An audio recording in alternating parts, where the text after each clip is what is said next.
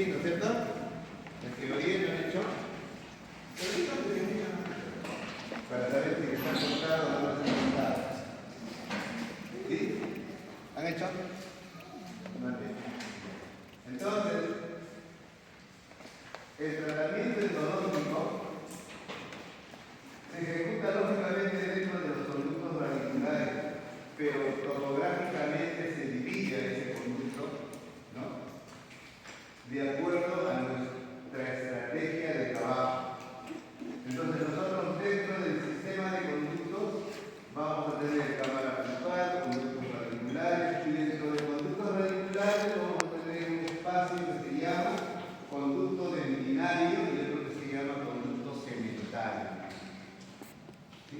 ¿Les han dicho? ¿No? ¿Sí? ¿Saben? ¿Cierto? A ver, explícanos, ¿qué es?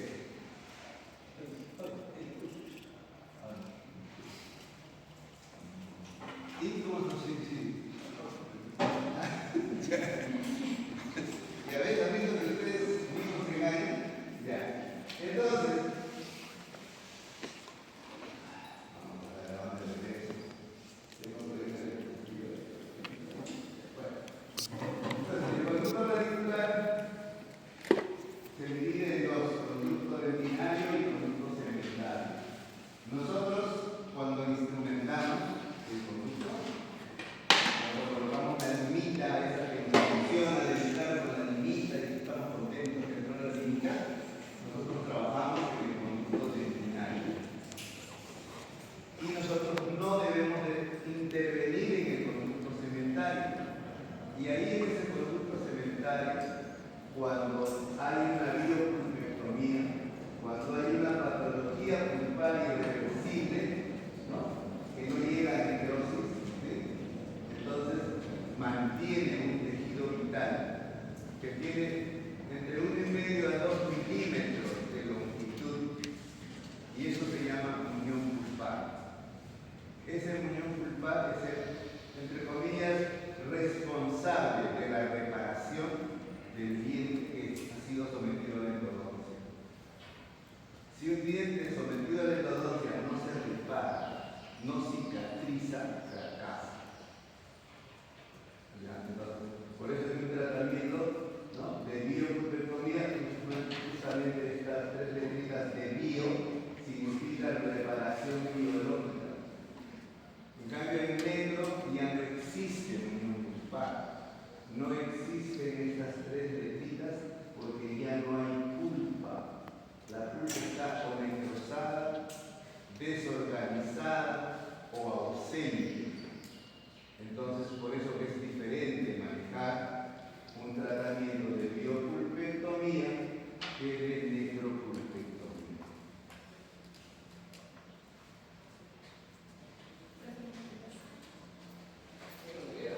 Muy bien. Entonces, este cuadrito ya lo conocen.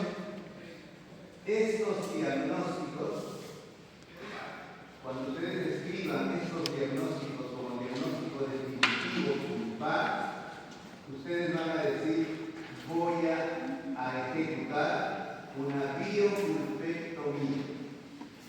Cuando va a escribir otros diagnósticos, los otros diagnósticos se agrupan en necropulpectomía. ¿Sí? En la ficha clínica que les mostré en la clase anterior, había plan de tratamiento, había una lista de planes de tratamiento. ¿Sí?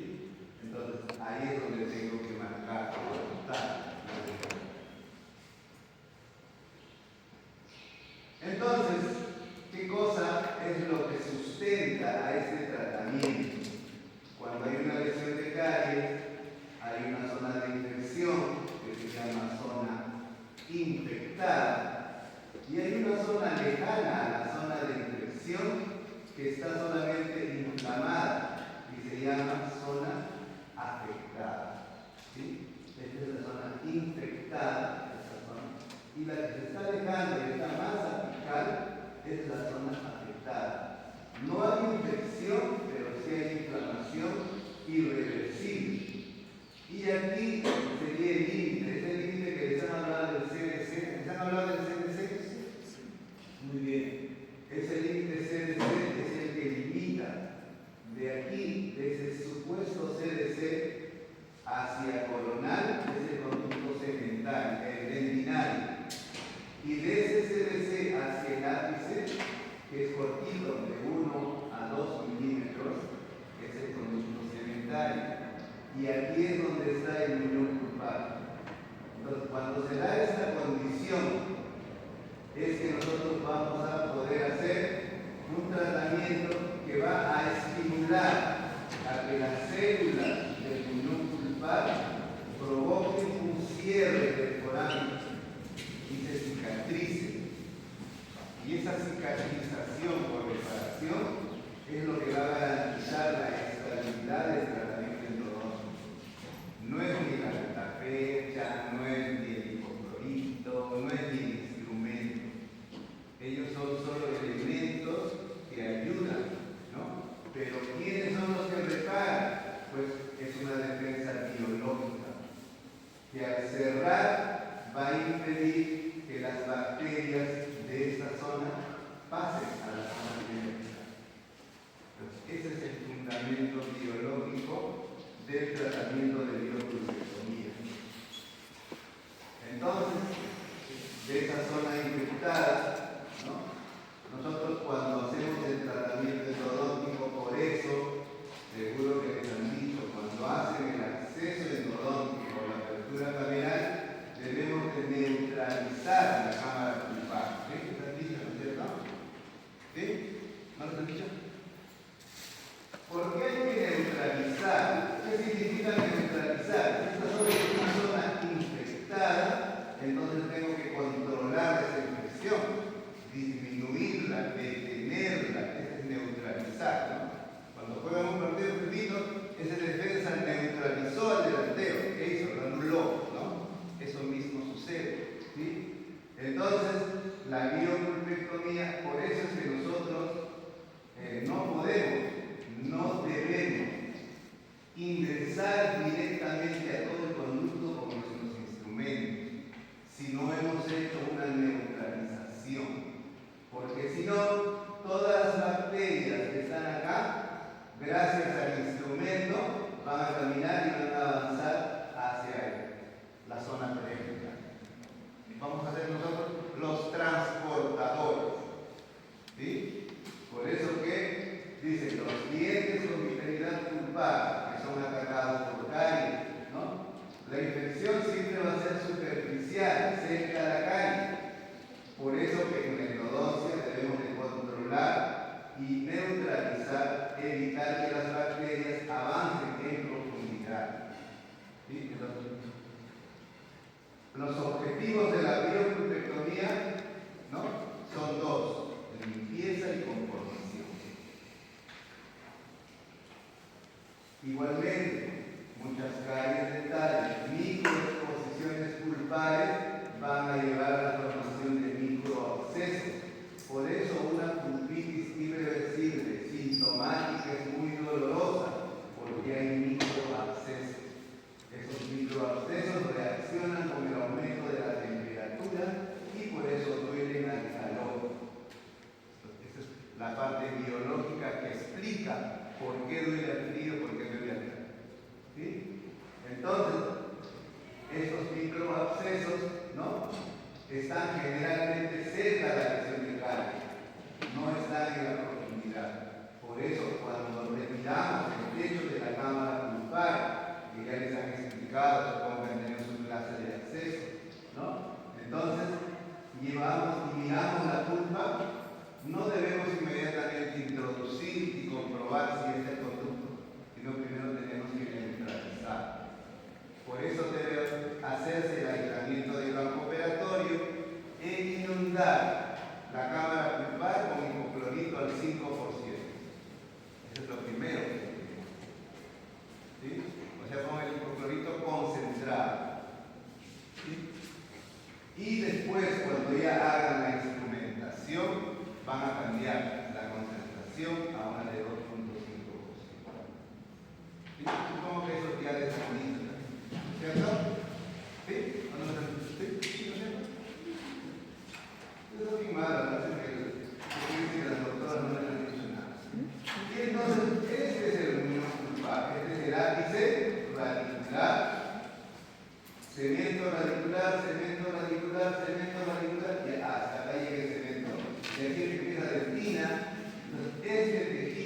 tal que solo de repente está inflamado o de repente ni está inflamado, porque sabe, la zona afectada no es la zona más contaminada, sino la más contaminada y infectada es la zona del muñón cruzado.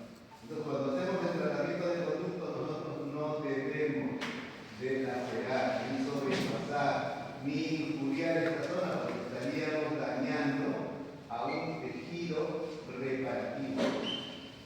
¿Sí? Entonces, preservar la vitalidad del riñón cruzado durante la ejecución de la biopulpectomía es el principio fundamental de este tratamiento.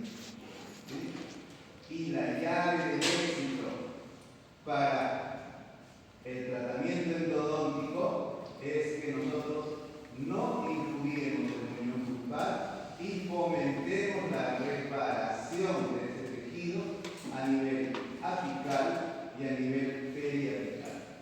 ¿Sí? Ese es el fundamento. ¿Cómo lo hacemos? Ya en el otro curso, cómo mueven el niño. ¿Sí?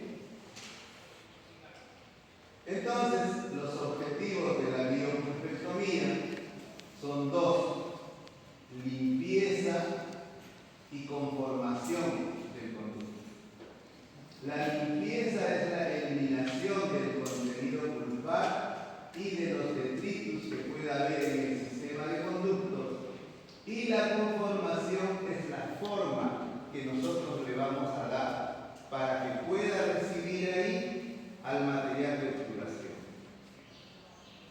El material de obturación, ustedes han visto sus puntas de Budapest, que tienen una forma predeterminada, y el conducto no tiene esa forma.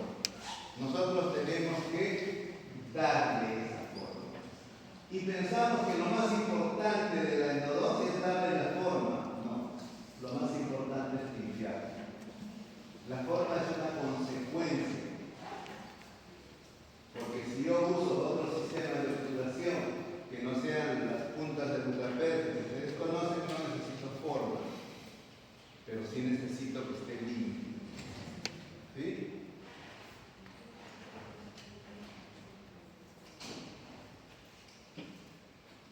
¿Cuál es la secuencia del tratamiento? Primero, antes de ingresar al sistema de conductos, debemos de hacer pasos previos. ¿Sí?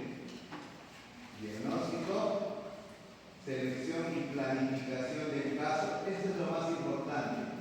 Todo esto que está aquí se ejecuta teóricamente en esta etapa. Y la secuencia es la ejecución de la planificación. Entonces ustedes normalmente en una biopulpectomía van a realizar un bloqueo anestésico. ¿Sí? Deben de remover la caries y reconstruir la corona, cosa que no hacen. ¿Sí? Algunos ya están empezando a hacer tratamientos endodónticos, ¿no? En algunos grupos. Y lo único que han hecho es abrir, han hecho un hueco y han entrado a la cámara principal. No han limpiado la caries, no han reconstruido el diente. Entonces, ¿qué está sucediendo? La zona de infección se mantiene. Si yo dejo caries en un diente con tratamiento endodóntico, no va a doler, pero no va a haber defensa a la carie. Y el diente se va a destruir en poco tiempo. Y aparte de eso, tengo que reconstruir para yo tener una orientación de la forma del diente. Porque la forma del diente me va a guiar al tratamiento endodóntico. Si un diente no tiene forma, yo no sé para dónde lo voy a introducir. Entonces, ese es un paso importante a realizar. ¿Sí? Y recién ahí hacemos el abordaje del sistema de conductos, ¿no? Una ceja redonda, en el tercio medio, paralelo a la cara palatina, avanza un poquito, llega al nicho dentinario, gira 45 grados, ingresa al pasillo y llegó a la cámara pulpar. Así dice la teoría, ¿no? ¿Cierto? ¿Sí? Entonces, esa es la técnica. ¿Sí? Y una vez que hacemos eso,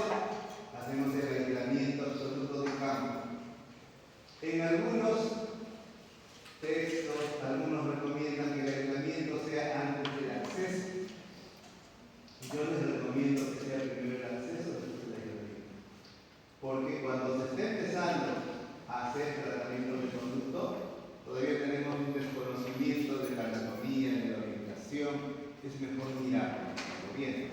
Y cuando hayamos llegado a ese vacío, inmediatamente stop, aislamiento. ¿Sí? Porque si ustedes aíslan, es como que, bueno, ahora me ven completo, ya. Yo tengo el aislamiento, acá tuviera el plan y el ticket de goma, todo va en mi cara, pero no saben qué hago con los pies, no saben qué hago con las manos, no saben con los pies. Cambia así, me miran completo. Saben hacia dónde está la izquierda, la derecha. Pero si me ven solo aquí, difícil. ¿Sí? Eso es lo que pasa con el movimiento. Por eso que es mejor acceso a aislamiento. Y en ese momento del aislamiento viene la neutralización del sistema de conductos y la desinfección del campo operatorio. No es que coloco el clan, coloco la goma y me olvidé como cuando coloco resina. No, acá tengo que desinfectar el campo operatorio. ¿Sí? Neutralizar la cámara de conducto. ¿Sí? ¿Por qué uso? Hipoclorito al 5%. ¿Sí? La lejía concentrada, ¿sí? Ese es hasta el 5%, o 5,25 en algunos, 4 puntos tantos en otras marcas, ¿no?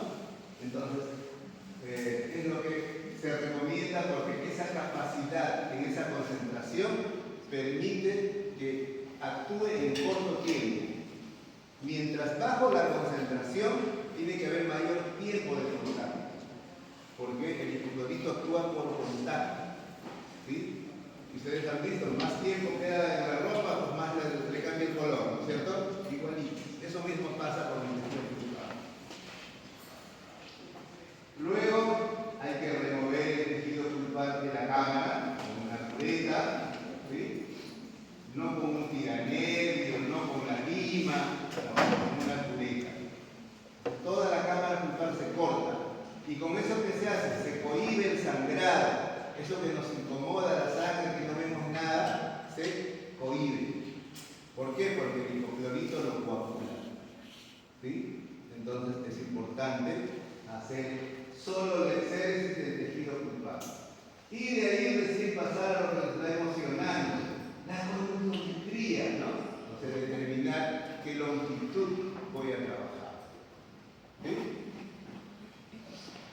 Luego haré la preparación. Una técnica, la que me guste, la que sepa, la que tenga, si tengo plata le compro rotatorio.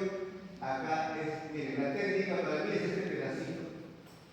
Para ustedes es lo más importante. No, no es lo más importante, es solo un pedacito de información. Las técnicas cambian. Cuando yo estudiaba odontología, me enseñaron endodoncia en el año 79. La endodoncia era diferente, ahora es súper diferente. Pero el diente no ha cambiado, la biología no ha cambiado, los microorganismos siguen siendo los mismos. Entonces, solo ha cambiado un pedacito del tratamiento por la evolución de la tecnología. Pero eso no ha hecho que sea ni mejor ni peor. Simplemente nos ha, entre comillas, facilitado, ¿no? Nada más. Eso es lo que es la técnica. ¿Ya? Por eso, ¿es bueno aprender la técnica? Sí. ¿Es importante que yo domine la técnica? Alguna, la que me guste. Entonces ahora les voy a enseñar a ustedes varias técnicas. Ustedes van a seleccionar la que más les gusta. Nadie les puede decir que una técnica es mejor que otra. Porque yo puedo barrer mi casa como me dé la gana. Yo barro de atrás para adelante, otros barren de adelante para atrás, otros juntan la basura en el medio, cada uno tiene su técnica. ¿Sí? No vamos a decir que la de A es mejor que la de B. Mientras las dos casas estén limpias, las dos son buenas. Igual en la técnica de instrumentación es lo mismo. Si yo domino una técnica, pues para mí esa es mejor. Para la señorita no, porque ella domina la técnica B. ¿Está bien? Para ella es mejor. ¿Sí? Y luego vamos a la comprobación de la preparación del conducto. La conometría es una etapa importante. No es que solo ya yo coloco y cuánto llega, si llegó o no llegó, no es eso. La conometría es una visualización radiográfica de que si yo he podido preparar bien el conducto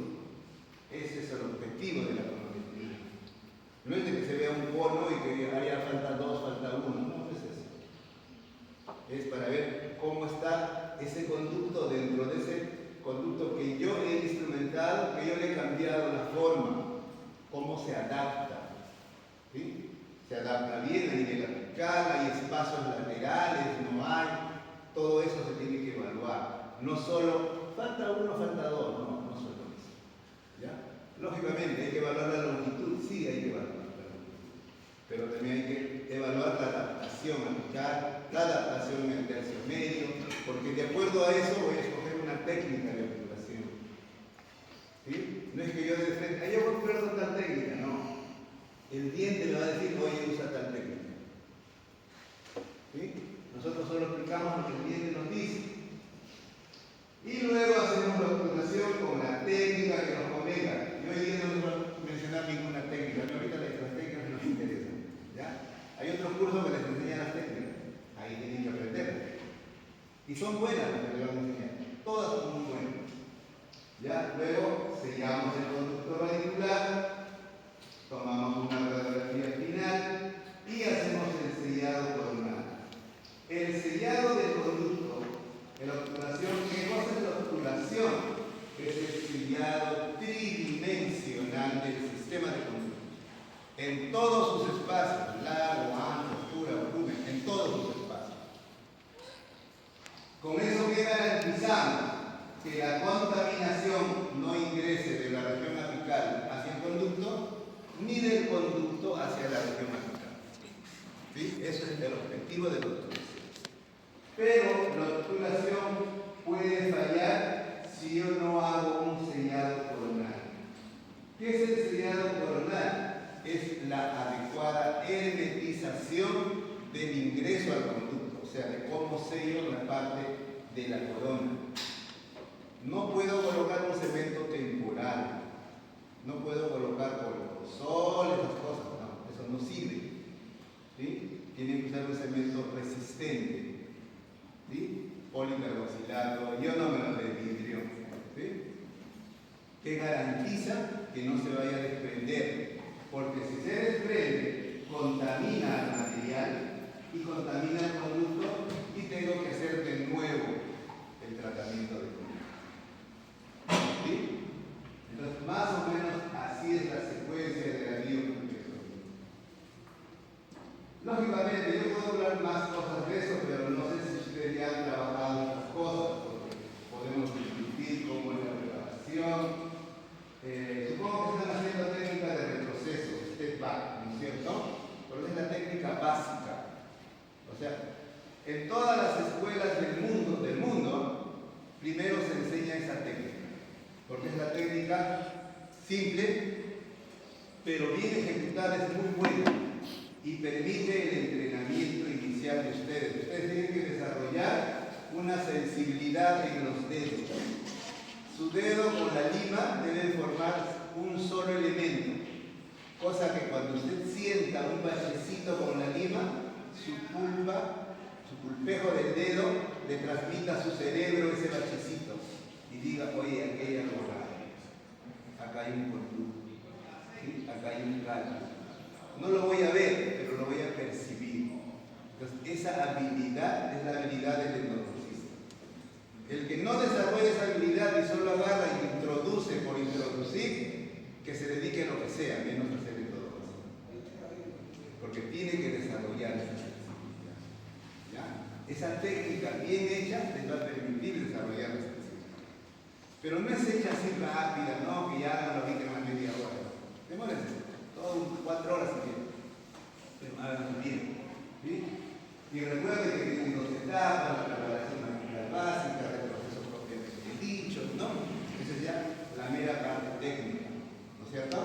Que ya han hecho sus teorías como de esto y también han demostrado. Muy bien. Pero no todo es la lima, pues. Hay que desinfectar, hay que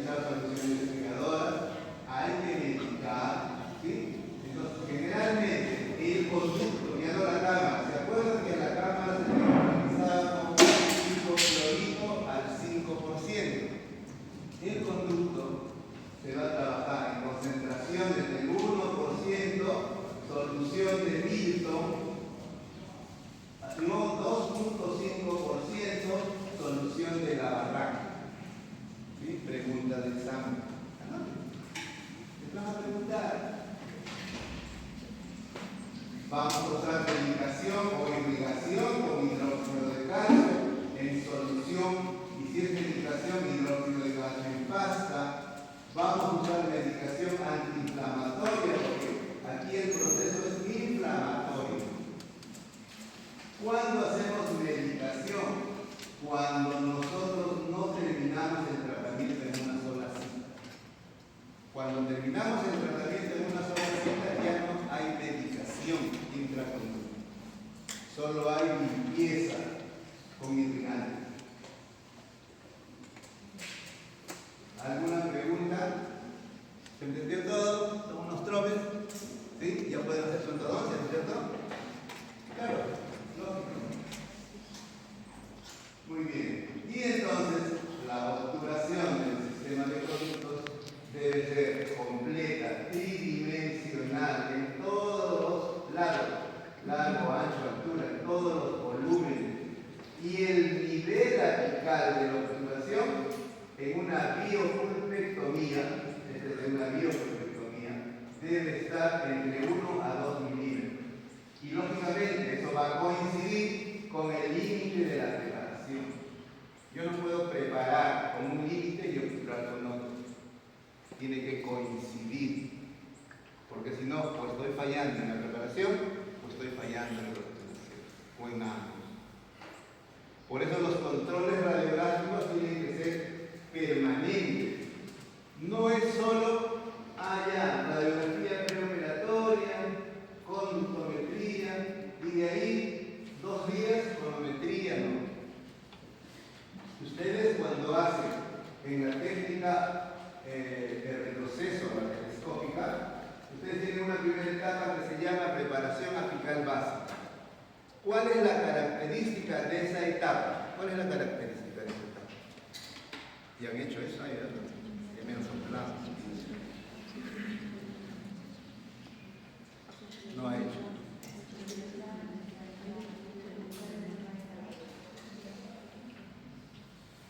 ¿Cuál es la característica de la preparación apical básica?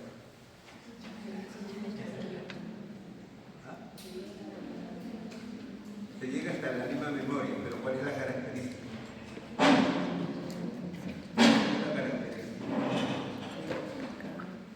La característica de la preparación apical básica es que se mantiene la longitud de trabajo sin modificación hasta buscar una lima que después se va a llamar memoria. Todavía no se llama memoria, ¿sí? Es una lima final de la preparación básica. Si esa es correcta, recién se llamará memoria porque pasará a formar parte del retroceso, de la etapa de retroceso, y será la que intercaladamente emplee para que no se oblitere el conducto. ¿Sí? ¿Ya?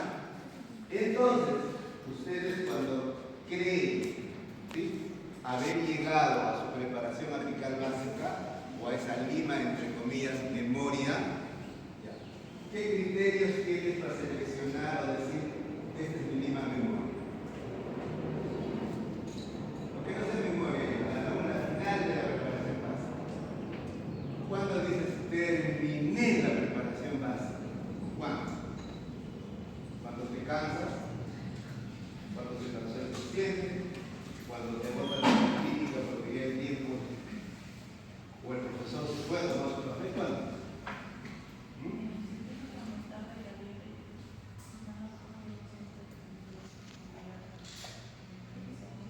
Lógico, tiene que ser mayor que el inicial.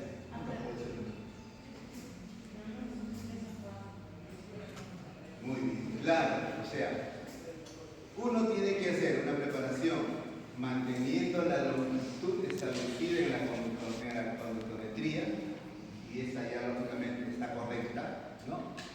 Puede ser, como dice la señorita, 1, 2, 3, 4 instrumentos más en calibre, ¿no es cierto? Ir avanzando el diámetro del instrumento, no su longitud, solo el diámetro.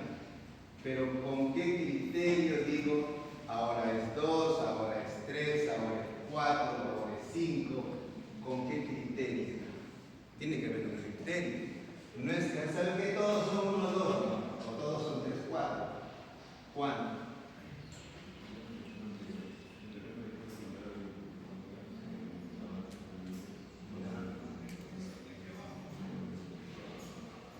Ahí hay un criterio, ¿ves?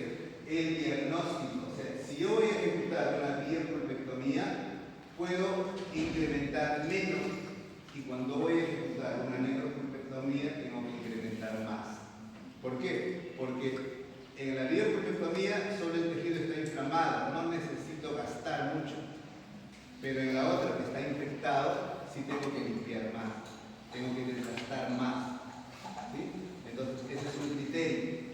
Otro criterio. Otro criterio. ¿Qué diferencia un incisivo central de un lateral a nivel endodóntico? ¿Qué diferencia? Uno está a la derecha, otro a la izquierda, otro es más chiquito, otro es más grande. La curvatura apical. La curvatura apical. Entonces, si yo tengo una pieza con curvatura apical, tengo que instrumentar menos. En una pieza aparentemente recta, tengo que instrumentar más. Entonces, miren cómo van surgiendo los criterios. Por eso la instrumentación puede ser, de repente, lo mínimo en un conducto con curvatura notoria, como el lateral, que tiene una curvatura bien pronunciada, lo mínimo va a ser, ¿qué número? 25. ¿Y por qué es 25? Porque es más bonito que el 30. ¿Ah? El rojo es más simpático, el rojo la cortamos. ¿Por qué?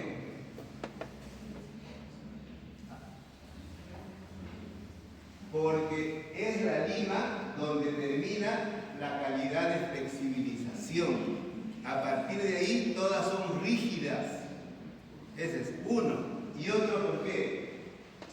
¿Cuál es el diámetro del foramen apical? Usted. Si no responde la sala, ya.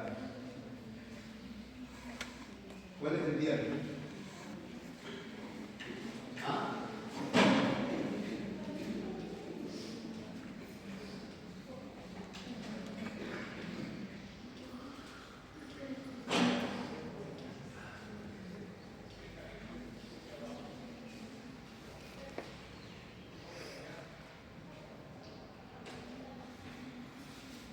¿Cuál es el diámetro?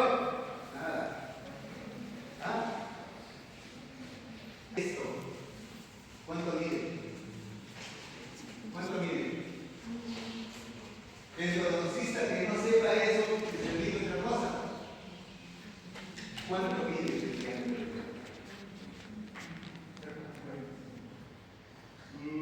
Menos. Un poquito más. 0.23. Entonces, ¿qué significa el 0.23? Ya. ¿Qué significa el número 25 de la lima? ¿Qué significa? El 25 de la lima. Significa 25, pues, mayor que el 20 y el 30. Ya. ¿Cuánto es? ¿Qué significa? ¿Qué expresa?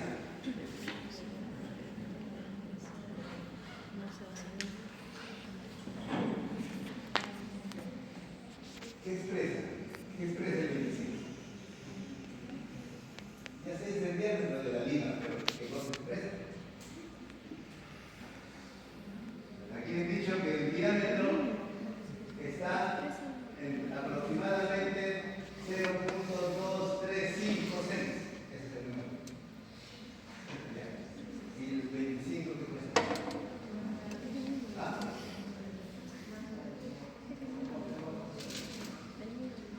O sea, el 25 es el 0.25. El 0.25 es mayor que el 0.23. Entonces es el que por lo menos está preparando el producto. Le está dando una conformación. Porque si yo uso un 0.20, ese no le echa ni cosquillas. ¿Por qué? Porque el producto es más ancho. ¿No? Si yo uso medio y me pongo un saco de mol, lo que instrumento, voy a dar un prorrogado, no voy a hacerle nada para alcanzar. Pero si es al revés, ¿sí? ¿No es cierto? Más o menos eso es lo que se hace. Entonces, esos son los criterios para seleccionar la probable mínima maestra. ¿Ya? No es una cuestión estricta ni exacta. Por ejemplo, un incisivo central puede tener como lima maestra un número 50. ¿Por qué? Porque se empieza a contar el instrumento no del primero que entra, del primero que ajusta. El primero que ajusta más 3. No es el primero que entra. Si he hecho trigonometría con un 15, no empiezo a contar en el 15. Si el 15 está volgado, ese no es. Yo voy a sentir cuando el primero, este ya no tiene que entrar. A partir de ahí empiezo a contar. ¿Ya? Eso es lo que tiene que hacer en la clínica. En el laboratorio, hagan lo que quieran, porque en total el diente no va a decir nada. Pero practiquen la técnica, porque el objetivo de eso es practicar la técnica. Y no hagan uno, hagan 5, 6, 8, 10. Con uno no van a perder nada. ¿Ya? Espero que les exijan varios. Muy bien, muy bien, muy bien, muy bien. Ya. Necropulpectomía. Necrosis, necrobiosis, gangrena. Son términos todos que llevan a la necropulpectomía. Muerte pulpar, muerte por contaminación bacteriana generalmente. Aquí proceso degenerativo atrófico. ¿Sí? Aquí una gangrena es por vía hemática o vía linfática. Son las causas que pueden provocar la necrosis pulpar. Y todas se agrupan luego en una necropulpectomía.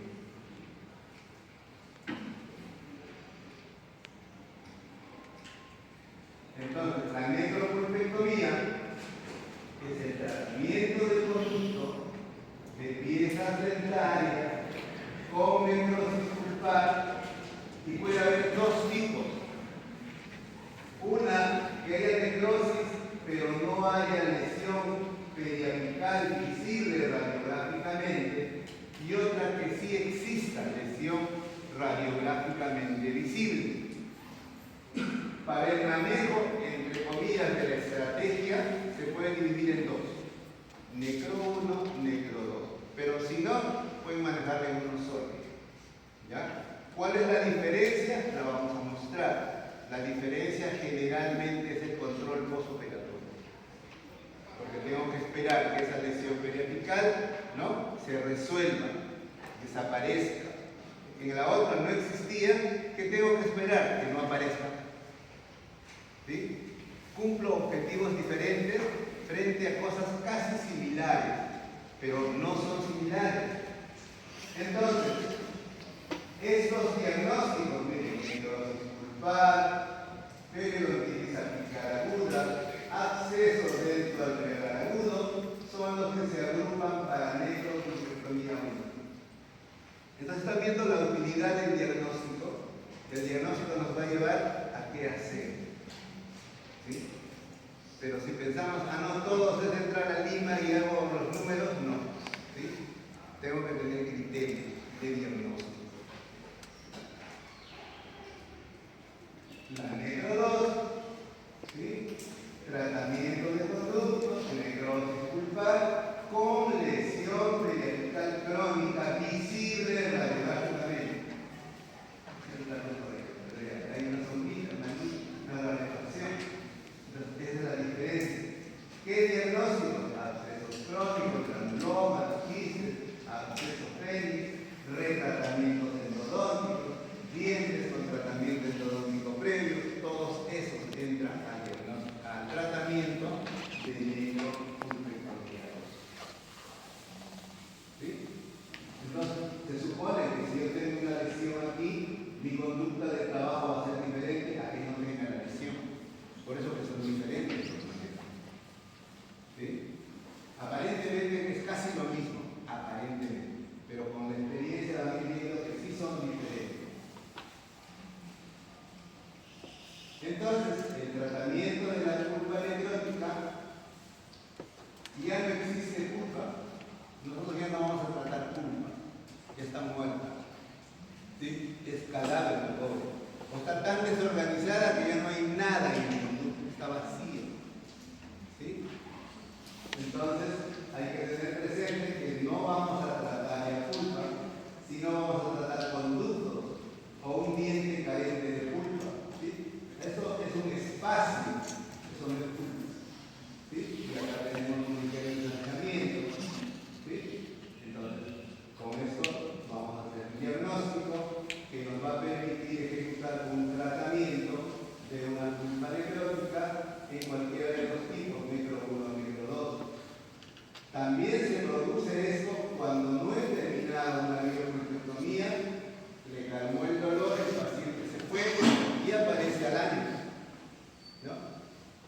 ¿Por qué? Porque se cayó el material temporal, porque, bueno, pues se infectó, se le hinchó la cara. ¿Sí? Por eso que tengo que hacer un buen diagnóstico.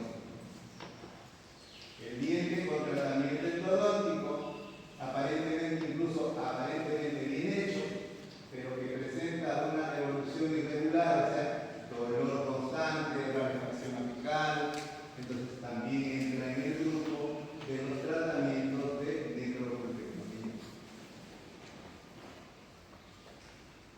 ¿Cuáles son los objetivos de la necropulpectomía?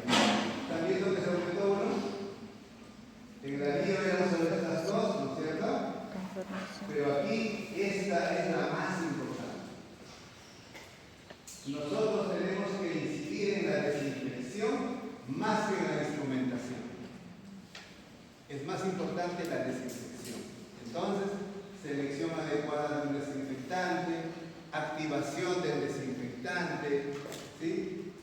Medicación entre citas, eso es obligatorio. Porque tengo que desinfectar, no solo preparar. ¿Sí? ¿Es importante la limpieza y la preparación? Sí, pero aquí se agrega infección. Entonces, si se agrega infección, lo más importante va a ser desinfección. Esa es la gran diferencia entre bio y bio. Entonces, ¿cuál será también la diferencia? La limpieza tiene que ser mayor, más desgaste de tejido, más completa. En la bio puede ser hasta 2 milímetros, aquí no, 0.5, más exacto posible. ¿Por qué? Porque todo el conducto está infectado. Entonces tengo que limpiar todo el conducto. ¿Sí? Entonces ya hay diferencia. ¿Sí? Entonces, la limpieza y la desinfección de las ramificaciones del conducto principal. ¿Cuáles son los tipos de conducto? Clasificación de los conductos radiculares. Tipos. Primero, conducto principal. ¿Qué más hay? Secundario. ¿Qué más hay? Universitario. Colateral. ¿Qué más hay?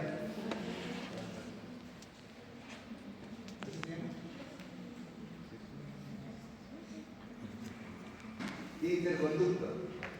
¿Ah? Lateral. Vamos a decir los conductos. ¿De acuerdo? Ya, entonces, esos conductos que son ramificaciones del conducto principal tienen que ser adecuadamente desinfectados. Pero no hay ningún instrumento, no hay ninguna técnica que ingrese a esos conductos. No existe. Entonces, ¿quién nos va a ayudar? La irrigación. Pero la irrigación, que solo coloco mi agujita y que espero que regrese, no. Voy a hacer irrigación, activación.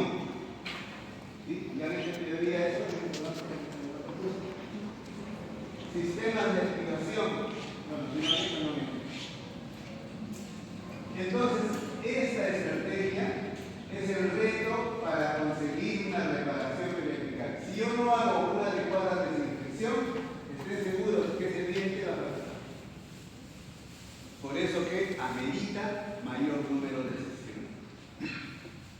Amerita mejor desinfección, activación, uso de ultrasonido, ¿sí? Activación con ultrasonido, asociación de clorexidina, EDTA. Ya aquí aparecen otras sustancias. En la biopulpectomía no, ausencia de eso, hipoclorito, el único. Incluso hasta agua destilada, no necesita el hipoclorito. ¿Sí? ¿Por qué uso el hipoclorito? Porque es un buen desorganizador de la pulpa, disuelve la pulpa.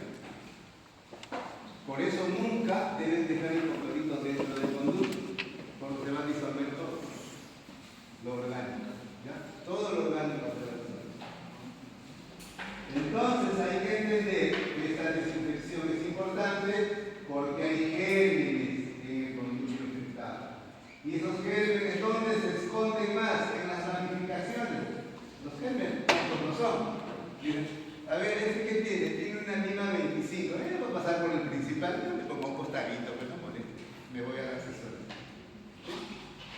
Y yo sé que nunca va a entrar.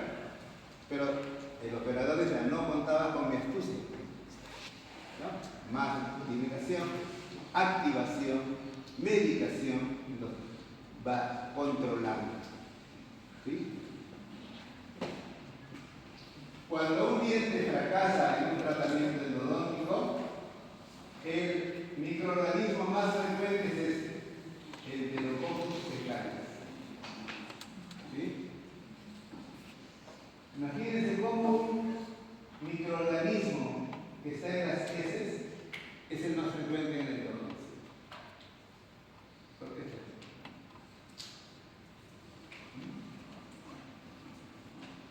Hay una comunicación entre el diente y... ¿existe o no? Capaz, pues, no, de repente. No han estudiado bien la anatomía y un canalcito que lleva por ahí. Es que no hacemos desinfección, no hacen esterilización, usan las mismas limas que usan en el laboratorio, la usan en la clínica. Por eso es. ¿Ya? Uno hace endodoncia, toda endodoncia se hace con instrumentos nuevos, toda. Son descartables, no son para siempre. No es que empiezo aquí y hasta mi posgrado sigo usando la misma lima. Total, no se rota, sigue ahí la limita. ¿Ya? Entonces eso es importante. Sobre todo, si trabajo con productos estrechos y curvos, los instrumentos son de un solo uso. De esa manera trabajamos. Y no hay accidentes de fractura ni nada. El límite de la instrumentación. Cuando ustedes toman una radiografía, aparece este contorno, ¿no es cierto? ¿Sí? Pero en realidad el foramen está debajo de eso. Entonces, cuando uno toma una radiografía y le parece exactito el instrumento, no es que sea exactito, pero es sobrepasado.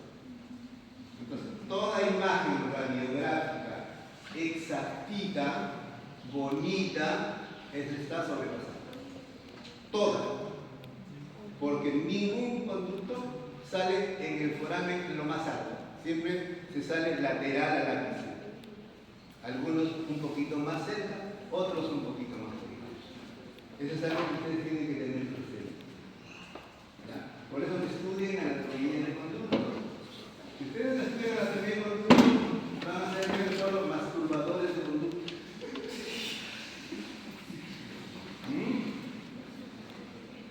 Sí, el otro día pasé por el laboratorio y había un chico que estaba con su lima que lentita afuera. ¿Ya? Entonces es importante que ustedes entiendan eso, el nivel de la instrumentación. Como nosotros tenemos el apoyo radiográfico, en la radiografía se presenta esto. ¿Sí? Lógicamente, en la biopulpectomía, excelente este nivel. En la necropulpectomía, aquí debe ser. Porque todo el conducto es verificado. ¿Ya? Y aún estando aquí, no está llegando exacto a la imagen radiográfica. Porque eso ya está fuera del conducto. ¿Ya? Eso es importante. Entonces, para conseguir una desinfección adecuada de los conductos, es suficiente situar el límite de la instrumentación a 1 o a 1.5 del contorno radiográfico apical. Así se llama, contorno radiográfico apical. ¿Sí? un examen en imagen exacta. Ya saben por qué. Porque en la anatomía así es la representación. Claro que el esquema se exagera un poquito, pero es para que ustedes reflexionen.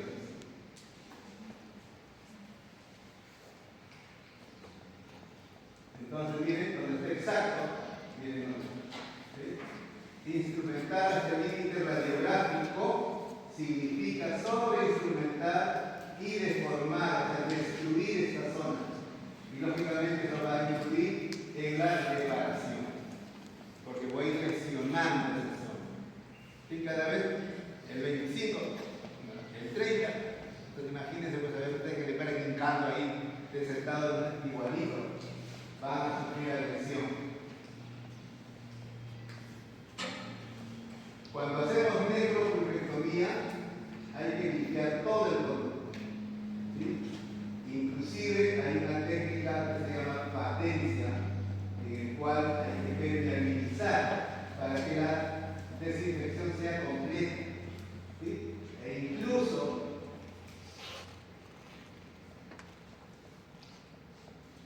el irrigante, no el instrumento, el irrigante puede llegar a la zona periapical ayudado por el instrumento. No es que yo el irrigante lo expulso de esa zona, sino en el conducto va a haber irrigante. El instrumento va a ser su transportador. Y va a llegar el instrumento bien exacto hasta el nivel, no va a sobrepasar, pero va a permitir que el irrigante vaya desinfectando esa zona. Esa lima de masaje generalmente es una lima 0,8, una lima que no deforma, ¿sí? Y eso permite que se haga una limpieza del foráneo, ¿no? Ayudado por ese irrigante y lógicamente complementará la desinfección, ¿sí? Eso ya hay que enseñarlo en la práctica, cómo se hace. Y acá tenemos la secuencia de la necropulpectomía, ¿sí? Diagnóstico, selección, anestesia, remoción de caries, reconstrucción coronaria. Primero es a diferencia de la necropulpectomía. Están viendo que ya estamos diferenciando. ¿Por qué? Porque hay infección. Eso nos dice, manéjalo diferente, ¿sí? Y luego recién, acceso, aislamiento, neutralización del contenido lateral, remoción del tejido necrótico, permeabilización del sistema de conductos porteros. O sea, en una necropulpectomía el instrumento no puede ingresar de un porrazo tratando de buscar el límite de trabajo. Ingresa tercio cervical, lo limpia, desinfecta. Ingresa tercio medio, lo limpia, desinfecta. Y recién ahí ingresa el tercio medio. ¿Ya? Es una secuencia diferente. En cambio, ustedes ahora están haciendo, ingresan y la lima hasta el mango, ¿no? Entonces, es diferente el manejo de una necropulpectomía y una necropulpectomía. Después de esta permeabilización, recién se hace la determinación de la longitud de trabajo. Luego hay que hacer la instrumentación, la preparación biomecánica, como la técnica que aprendan. En la teoría, cuando hagan técnica corona apical, ¿no? O crown down, que se llama, les van a decir, esta es la mejor técnica para necropulpectomía. Pero todas son buenas. ¿Ya? ¿Por qué dicen que es mejor? Porque cumple esto. Empieza por tercio. Primero limpia, tercio cervical, limpia tercio medio y luego tercio cervical. En cambio, en la técnica de stay back, limpia todo el conducto. Empieza en el foramen, prácticamente, ¿no? En cambio, esta no, va a ingresar poco a poco. ¿Ya? Luego hay que hacer medicación del sistema de conductos. Se puede medicar con diferentes medicamentos, hidróxido de calcio para monoclorofenol, se asocian ambos, ¿sí? Se espera, ¿sí? Obturación temporal, medicación sistémica si es necesario, no se termine con la carita hinchada, habrá que darle antibióticos también, ¿sí? Entonces ya empieza el manejo diferente. En el otro no hay que darle nada, ni paracetamol, ¿sí? ¿Por qué? Porque tiene sin infección.